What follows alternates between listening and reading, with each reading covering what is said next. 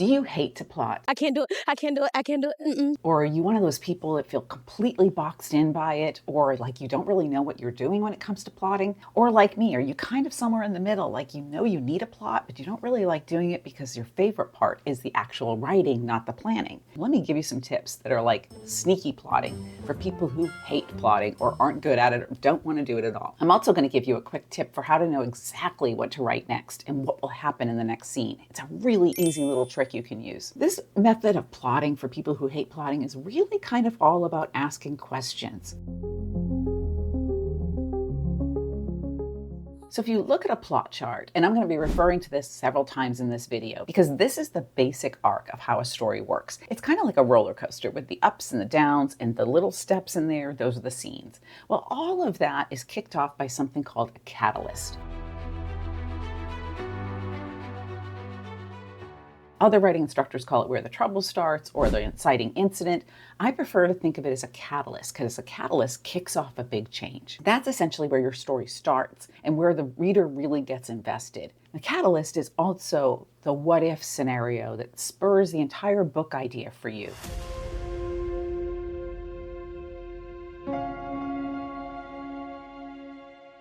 So how do you come up with one without really having to come up with one? What I do a lot of times is come up with a basic idea. Let's say a woman shows up at her husband's funeral and she finds out he has another wife. That is my basic what if situation. And that was the plot for a book called The Other Wife. But I wanted it to be a little bit more unique. What next?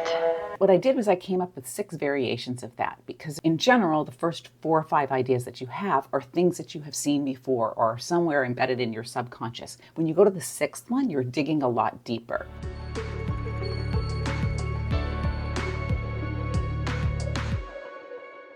And when I did that for the what if of The Other Wife, it became, what if a woman finds out her husband had more than one extra wife and had been traveling the country with Harvey the Wonder Dog who gets dropped off on her doorstep? And so once I had that what if statement, I knew what the book was about. I didn't know anything else. I just knew what the book was about. And that gave me a good starting point.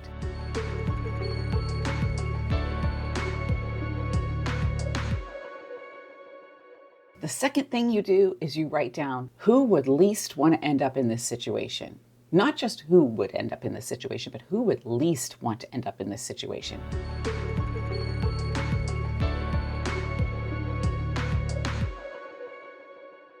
In other videos, I've talked about something called the worst nightmare, and that's essentially what this is. You look at the character that you have and you think, what is the last thing in the world they want to do or have happen? It's like a germaphobe being dumped into a landfill. Like that is the last thing a germaphobe would want, is to be among all of these germs. So that's where you come up with who would least want to be in this situation. When I came up with the plot for The Other Wife, and my protagonist ended up being an accountant who had lived her life by a certain set of rules, did this on Monday and that on Tuesday and that on Saturday. That's the person that least wants chaos in their life because she already had chaos with her husband dying. And now to be saddled with this Harvey the Wonder Dog and these other wives and all of these other disruptions to her life is her worst nightmare. Then I want you to ask another kind of side question to that. How does this worst nightmare, this situation that your character has been thrown into, impact what matters most to them?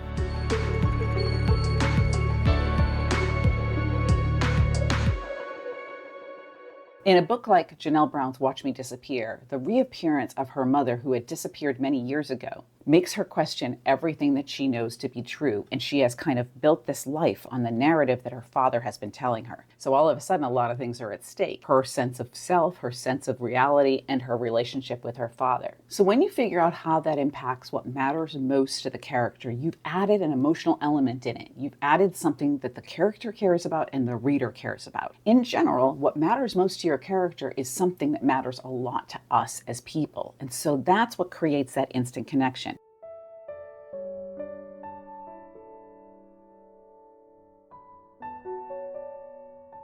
If they can see a little bit of themselves in the character, if they can see that the character has some of the same expectations and wants and needs and hurts and desires, then they're going to connect with that. That's like the first key in building a character that readers really love and really care about. The next question you have to ask yourself, either as you're writing or when you're in the planning stages, is why is this person in this situation? Why did your character end up here?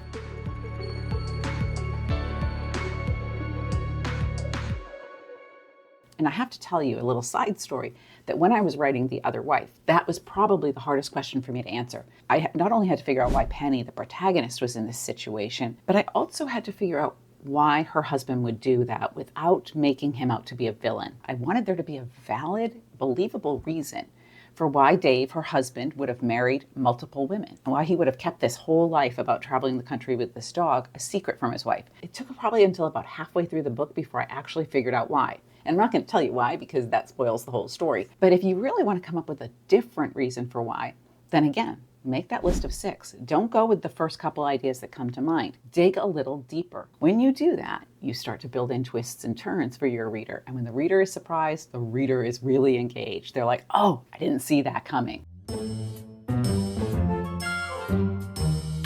If you want to delve deeper into writing a romance specifically, I encourage you to check out my course, and there's an extra 10% off with code YouTube. The link is down in the description, and it's a 12-part self-paced course that you can take at any time. And these are videos that will never be on my YouTube channel. They're only available in my course. The other thing you need to consider when you start thinking about why is this particular character in this exact situation is what in their past brought them here.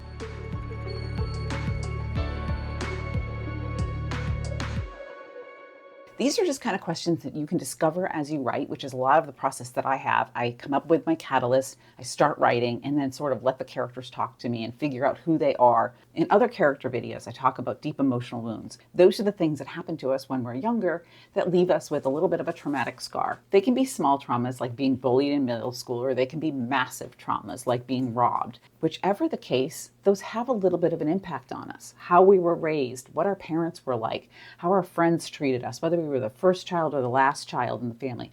All of those things have a little bit of an impact on us, and they create emotional wounds. Those emotional wounds cause us to react or act in a certain way. For instance, just to take a stereotypical example, the middle child tends to be the peacemaker. So that's a behavior that will follow that middle child into adulthood. As an adult, this middle child meets someone who has beef with the neighbor next door, and she finds a way to bring them together and make everybody happy and help the neighbor trust the person again. Keep your friends close, but your enemies closer. That person comes and breaks in and robs the neighbors because the middle child has done what the middle child does, brokered a peace agreement, and that has had ramifications. That's what I mean about their pasts impacting their present. So what has brought your character to this point, and why has it brought your character to this point?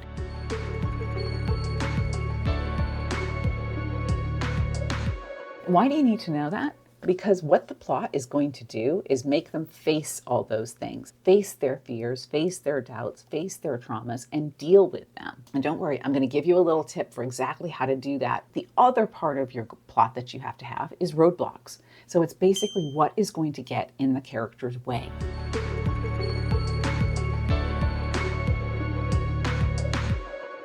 These are your conflicts. If you watched my other plotting video, I talk about goal, motivation, and conflict. The goal is the thing that the character needs to achieve by the end of the book. It's solving that what-if problem. The motivation is the why. And the conflict is all the buts, all the things that get in the way of the character. So boom, right there. When you figured out these few things, you have a basic plot.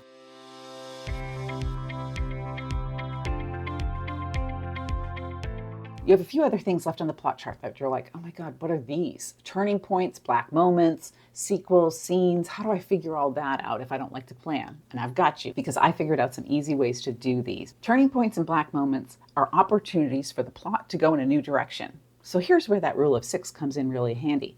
When you get to the first turning point and the second turning point, which each happen about a third of the way through the book, give or take. There's no like rule that it must happen on page 76 or page 110. But if you don't really know, that's okay.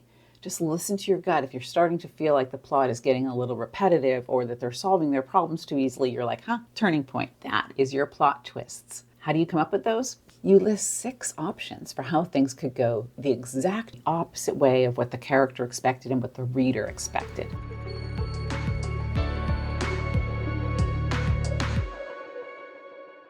Then you have scenes and sequels. A scene is an action taken by the character. That's all they are. Scenes are actions. They're things your character does. And they have one of 2 endings. Yes, it works out, or no, it doesn't. But no matter what, Whether it works out or it doesn't, things have to get worse, because that's what creates that upward trajectory, right? Things are getting worse, the tension's getting higher, the reader's getting more and more worried about the character. Are they going to solve it? Are they going to make this work out? Is she going to be okay? That's what keeps them turning the pages till 2 a.m. Here's my tip for how to make all of this much easier. So every scene is an action. The action either goes well or it goes badly. There's an impact on the character, both emotionally and physically. Are they getting closer or further away from their goal? And then whatever that impact is, creates a new action for them. So it's like an interlocking puzzle. Action, impact, they have to make a decision, they do a new action.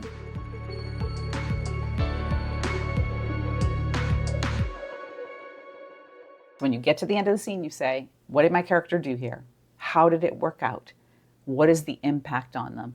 And then what is the new action that they're going to take to try to fix this? And every single time, things should be getting worse and worse and worse until the black moment when everything gets as bad as it possibly can be, and then you resolve the book and solve it. When you learn to ask these questions and they become an innate part of your writing process, you really learn how to write a book from your gut. Your gut is actually your best writing teacher. If you read a ton of books and you start to analyze what you read and what you watch, and you look at how the story goes together, you start to see a pattern. And that pattern becomes an innate knowledge inside your brain, so that when you're writing, you're like, it feels a little too predictable. Maybe I can go in the different direction.